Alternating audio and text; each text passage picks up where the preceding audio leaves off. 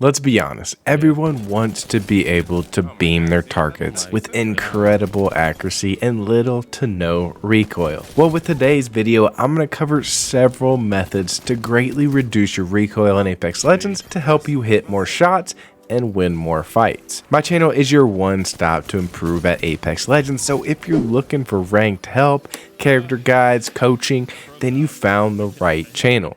Make sure to subscribe so you don't miss an upload, and let's get you on that championship banner. Now with that being said, let's break down Apex Recoil and get you beaming targets immediately. So a popular mechanic that has been a major topic in the Apex Legends community recently is jitter aiming. Jitter aiming is a technique that streamers like Hollow has made popular, where he's able to abuse a mechanic in game and greatly reduce his recoil at longer ranges on mouse and keyboard. But what if I told you that we could take the properties and the mechanics of jitter aiming and apply it to our own game, even on controller, to allow you to beam targets in all of your fights? Now, when the devs were creating Apex, they added in specific recoil patterns with weapons, and tons of players think that the key to recoil control is to learn each specific recoil pattern. You know, you would have to learn the R301 pattern, you'd have to learn the flatline pattern, the alternator, etc. There's so many guns in the game. This, however, is false. The devs at Respawn, they wanted to make movement an integral part of Apex Legends with fast movements, and in turn, it would be really difficult to hit shots at fast moving targets with having to control so much recoil with different weapons. So they made tracking and recoil control much easier with something called Recoil Smoothing. The concept of Recoil Smoothing is what jitter aiming abuses for little to no recoil, but we can also cover how you can use Recoil Smoothing in all of your fights to help control and master your own recoilless shots. If you see when I aim down my weapon and fire, you'll see both a horizontal and a vertical recoil kick and pattern. Now here is my recoil pattern with Recoil Smoothing. If I shoot and I only move my reticle left or right at a constant speed, notice there's no vertical kick, hardly, there's no real recoil.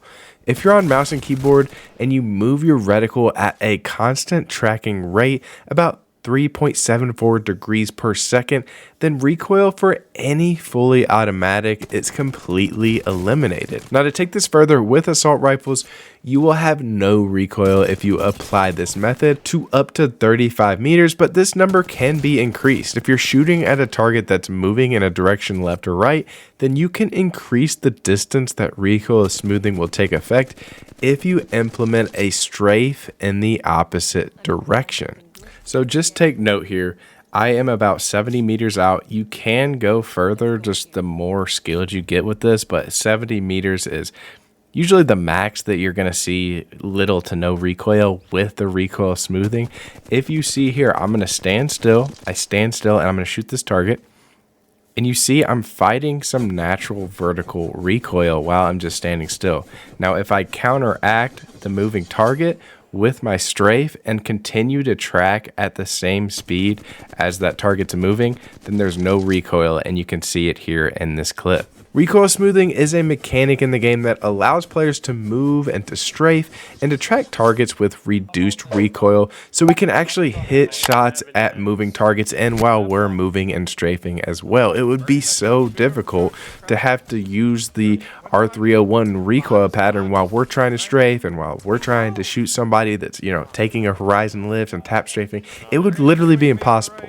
The big takeaway that you need to take away from this is you need to focus on your target's direction of movement at range and implement the opposite strafe and continue to track to beam those targets. So you can beam people from up to 70 meters with this tactic of recoil smoothing if you add in the opposite strafe pattern and you continue to move your reticle at a constant speed. So say I'm moving to my right, then I need to constantly quickly with a constant speed move my reticle to the left and vice versa. So when we revisit the topic of jitter aim, this is abusing the recoil smoothing mechanic since the player's mouse is continuously moving at a speed of faster than 3.74 degrees per second. It's just constantly and completely eliminating recoil.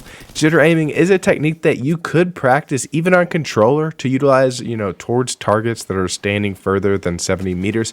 However, most players regard jitter aiming as, very situational. A target's not really going to be stationary that much unless they're sitting in a death box and they're further away than 70 meters and you have an assault rifle. Then that's like that one time you really utilize jitter aiming. So I wouldn't base your entire playstyle based on learning and trying to master jitter aiming, but be sure to just understand recoil smoothing and how you can abuse it in your games.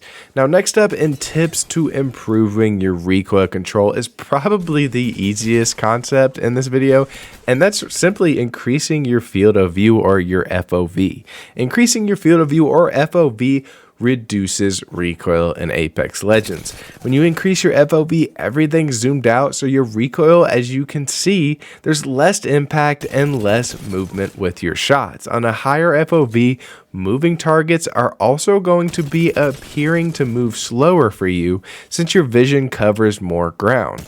Although enemies will appear slower at a higher FOV, your own movements will also feel much smoother and quicker.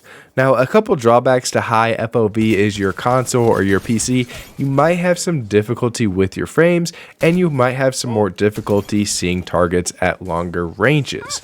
You'll also have less of a target for your aim assist to track, both with rotational aim assist and with that magnetic aim assist.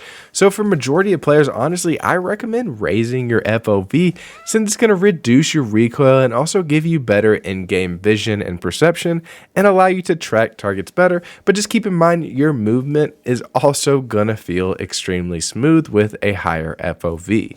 Now, last up in regards to reducing recoil, let's cover settings and how they can assist with your recoil control on controller. I recently covered how to find your perfect ALCs, so if you want a complete in-depth video on how to find your perfect settings, then I'll link that video in the description below. But your dead zone and your response curve are two of the most important settings at helping you with your recoil control. I recommend dropping your dead zone to be set at small if you play on regular settings, or if you play on ALCs, drop your dead zone to 0% and then slowly raise it up until you have a little bit of sway with your stick drift. A small amount of stick drift is okay since your thumb is going to be stabilizing the aim and you won't notice the drift while you're aiming. Now lastly, find your perfect response curve. If you want more of a twitch and a flick, like a mouse and key type of feel, then try linear of a 0 to 1 response curve, and it's also easier to control recoil at a lower response curve